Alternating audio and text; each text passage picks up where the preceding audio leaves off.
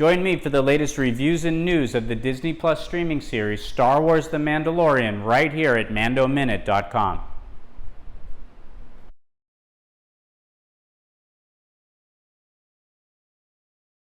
Welcome back, marketing chefs. I've got something truly special cooking for you on our storytelling stovetop today. It is Chapter 4, Sanctuary, of the Disney Plus streaming series Star Wars The Mandalorian, up next in the Marketing Kitchen.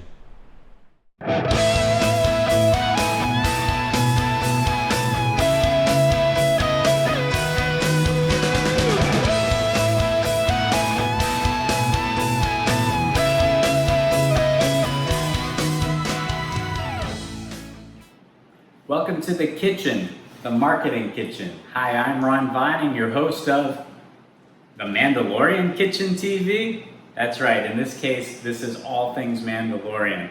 And I will be reviewing, talking about, giving a synopsis of Chapter 4, The Sacrifice.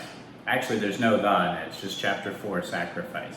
All right, in this particular episode, the Mandalorian is on the run, because if you remember from our last episode, he escaped with the Yoda baby due to the help of the jetpack Mandalorians that saved him from all of the other bounty hunters after he really broke the code by stealing back the bounty that he had and the money that has now been put into his new armor.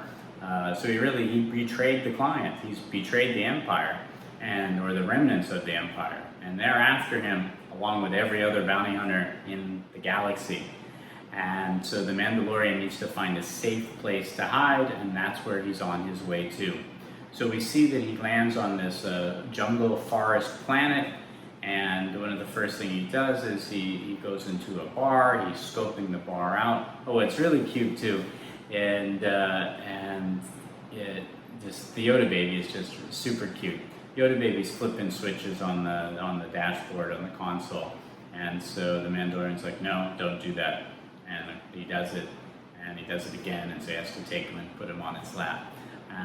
But this bond in this relationship is just growing. Anyway, he lands on the planet.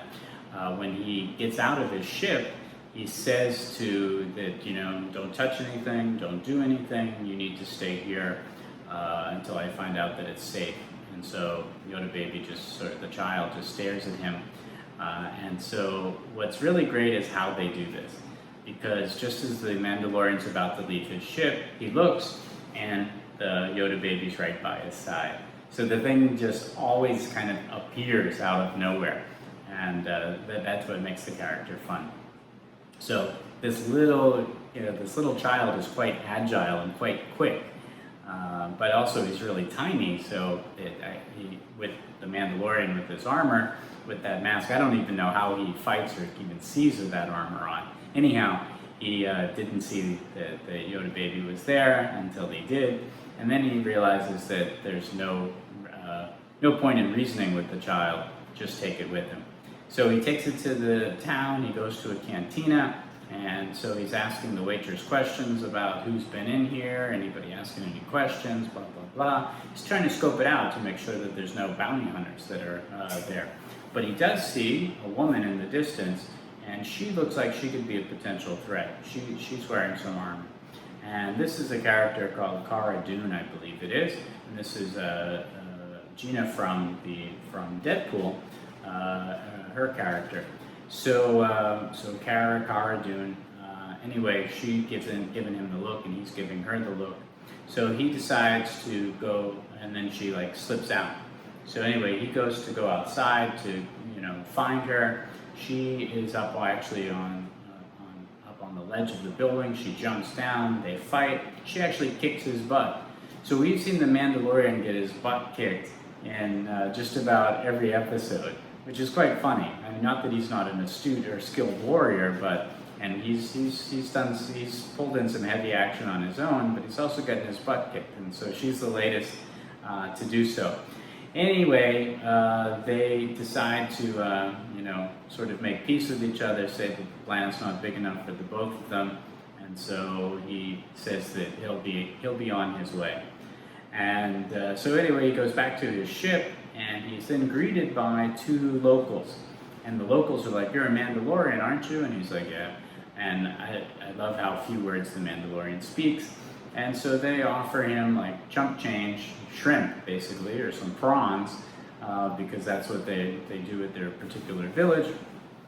And oh, by the way, the story had actually opened up with this village of people who are like doing some prawning, fishing for some shrimp and some pools. They're attacked by these raiders.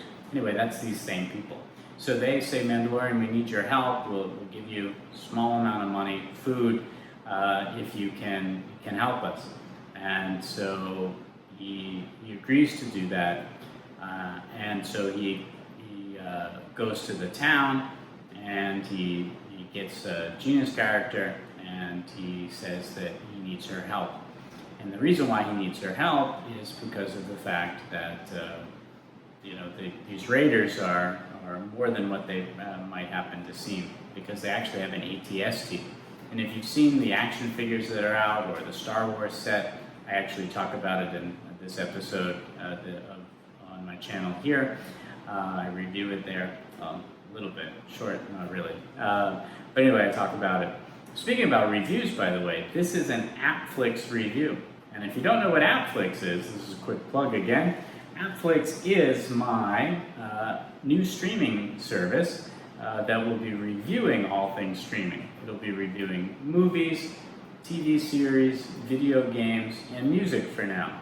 And it'll expand as the site grows. But it's your opportunity to read news about all things streaming, be able to review all things streaming, and then if you also want to be a streaming star yourself or an auteur filmmaker, there will be the option on the site to be able to upload your videos.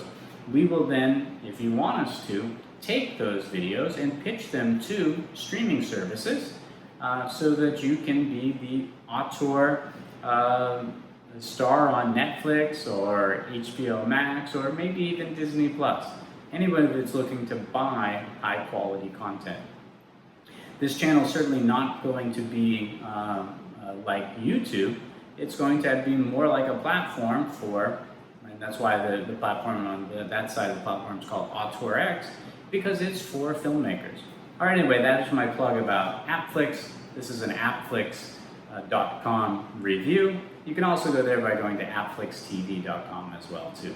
Anyway, it'll be launching. The site's up, but it'll be fully launching later this year and in the first quarter of 2020. It'll be all ready to go. But I'll keep you abreast of that here on MarketingKitchenTV, which you can access just by going to mandominute.com. All right, enough of that.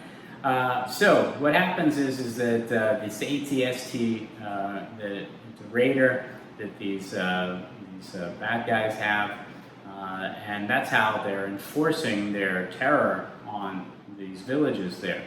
And so Cara Dune, we find out, is a former shock trooper for the rebellion. She was there on the Battle of Endor, so she knows her way around a battle and doing an insurgency and taking out bad guys.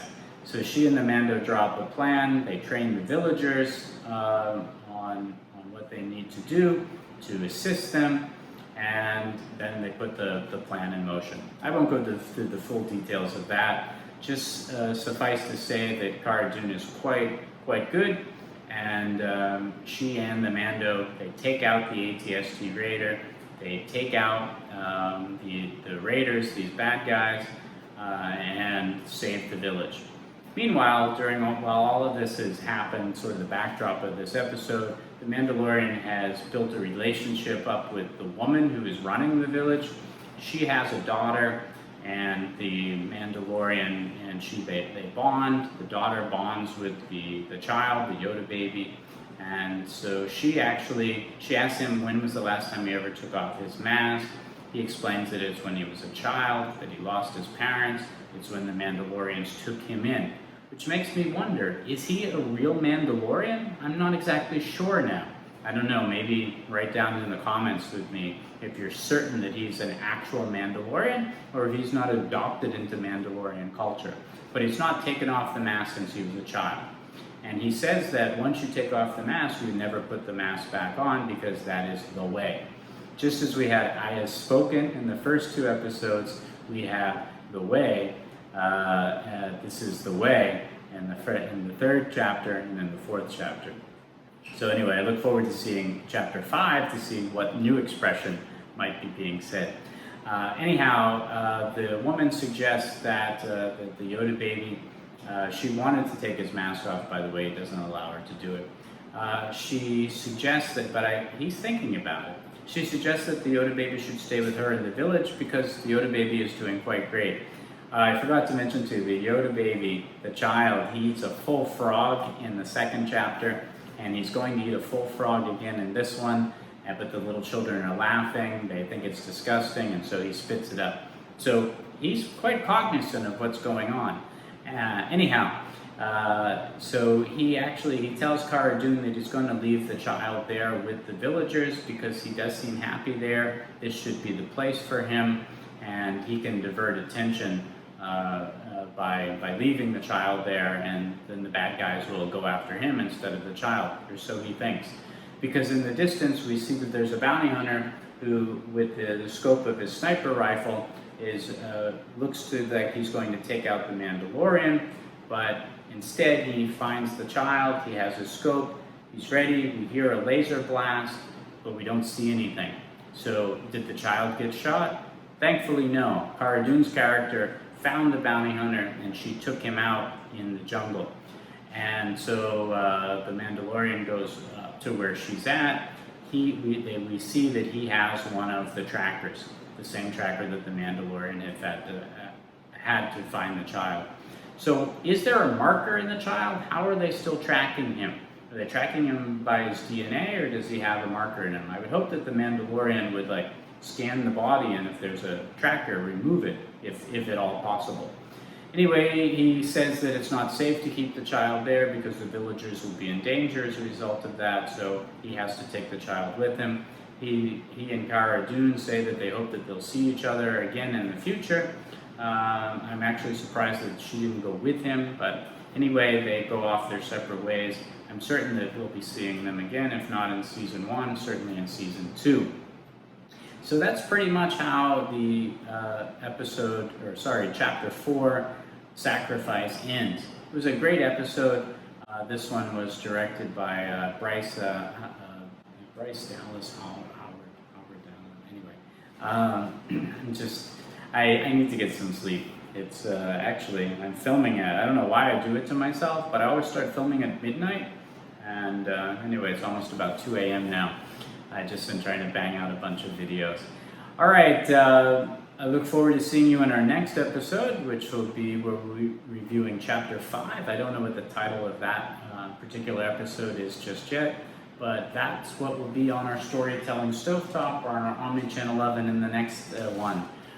Remember, whatever happens in the Marketing Kitchen shouldn't stay in the Marketing Kitchen. I'm Ron Vining, your host of Marketing Kitchen TV, or in this case, the Mandalorian Kitchen TV, and I hope to see you in our next episode. Holding all the